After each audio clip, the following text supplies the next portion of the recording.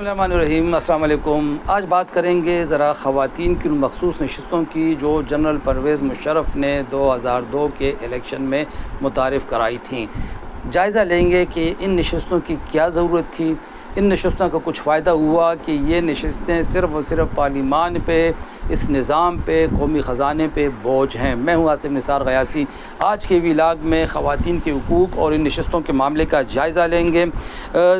جس طرح کہ آپ کو معلوم ہے، جنرل پرویز مشرف نے مغربی ملکوں میں قابل قبول ہونے کے لیے 25% نمائندگی خواتین کو دینے کا فیصلہ کیا، اور بجائے اس کے کہ یہ خواتین منتخب ہو کے آتی، ان خواتین کے لیے کوٹا رکھا گیا، اور ہر سیاسی جماعتوں کو اب ان کے موجودہ ایم این ایز یا ایم پی ایز کی تعداد کے مطابق یہ کوٹا ملتا ہے۔ اس ضمن میں اگر ہم یہ دیکھیں تو یہ جو مخصوص نشستیں ہیں، اس سلسلے میں بڑی اچھی ایک کتاب سامنے آئی ہے۔ یہ میں اگر آپ کو دکھا دوں، ناقص انتخابی قوانین، بڑی بہترین کتاب ہے۔ ہر ایک کو، ہر صحافی کو، ہر سیاسی کارکن کو اس کا مطالعہ کرنا چاہیے۔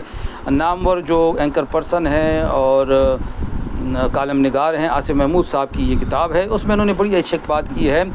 وہ یہ کہتے ہیں کہ خواتین کے لیے مخصوص نشستوں کا اہتمام آئین کے آرٹیکل 51 میں موجود ہے، تاہم آئین کے آرٹیکل 25 میں کہا گیا ہے کہ تمام شہری قانون کی نظر میں برابر ہیں اور قانونی تحفظ کے مساوی طور پر حقدار ہیں، نیز جنس کی بنیاد پر کوئی امتیاز نہیں برتا جائے گا۔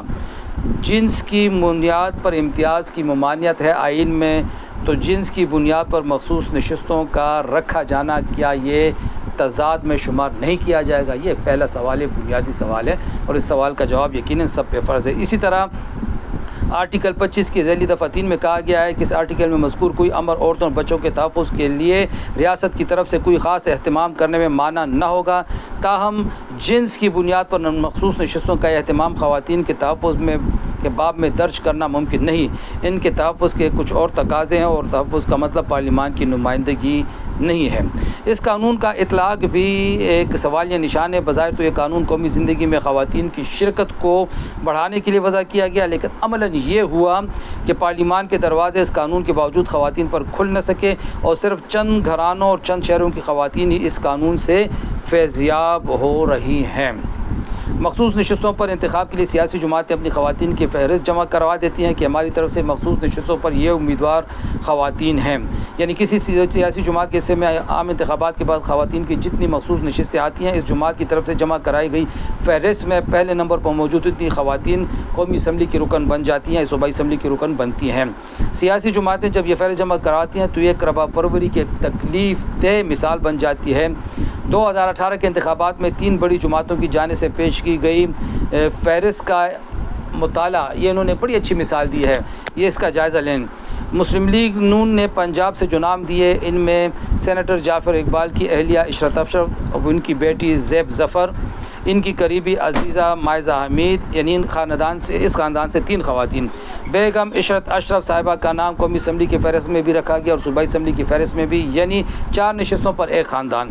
پرویز ملک اور ان کے بیٹے جنرل نشستوں پر الیکشن لڑے تھے، ساتھ ہی ان کی اہلیہ شائستہ پرویز ملک کا نام خواتین کی نشست پر دوسرے نمبر پہ رکھا گیا۔ فہرست میں پہلے نمبر پر طاہرہ اورنگزیب تھی، انہی کی بیٹی مریم اورنگزیب اس فہرست میں چوتھے نمبر پر تھیں۔ خواجہ آصف کی اہلیہ مسرت آصف اور ان کی بھتیجی شزا فاطمہ کا نام بھی فہرست میں موجود تھا۔ سابق مشیر خارجہ طارق فاطمی جو اب بھی ہیں کی اہلیہ رضا فاطمہ کے نام بھی اس فہرست میں شامل تھا۔ سندھ میں پیپلز پارٹی کے جیت کے امکانات زیادہ تھے۔ 2018 کے الیکشن کی بات ہو رہی ہے، ان کی لسٹ پہ دیکھی جائے تو پہلے اور دوسرے نمبر پر فریال تالپور اور ڈاکٹر عذرا پچوہو کا نام تھا، جو آصف زرداری کی بہنیں ہیں۔ تیسرے نمبر پر شیلا رضا تھیں۔ نثار کھوڑوں کی صاحبزادی ندا کھوڑا کا نام بھی شامل تھا۔ پروین قائم خان اور ان کی بیٹی روبینہ قائم خان بھی امیدواروں میں شامل تھیں۔ پی ٹی آئی نے لاہور سے قومی اسمبلی کے امیدوار جمشید چیمہ کی اہلیہ مسرت جمشید چیمہ کو فہرست میں شامل کیا۔ صوبائی فہرست میں نفیسہ خٹک اور ساجدہ ذوالفقار پرویز خٹک کی قریبہ عزیزہ تھیں۔ یعنی جو اصول خواتین کو پارلیمان میں لانے کے لیے نرم کیے گئے، ان کا فائدہ خواتین کو نہیں بلکہ چند گھرانوں کی خواتین کو ملا۔ قانون کے اس استعمال کی ایک واضح مثال ہے کہ یہ قانون ٹھیک استعمال نہیں ہو رہا۔ اسی طریقے سے فافن نے جو ایک رپورٹ جاری کی تھی 2 فروری 2028 کی، ایک رپورٹ کے مطابق قومی اسمبلی کی مخصوص نشستوں پر کامیاب ہونے والی 57% خواتین صرف 6 بڑے شہروں اسلام آباد، پنڈی، کراچی، لاہور، پشاور، کوئٹہ کی رہائشی ہیں۔ یہ بھی ایک بہت بڑا خواتین کی اس نشستوں کے تعین میں کسی جغرافیائی اصول کا نہ ہونا سیاسی قیادت کا ایک ایسا ثوابدید اختیار ہے جو فیڈریشن کی مبادیات سے بھی متصادم ہے۔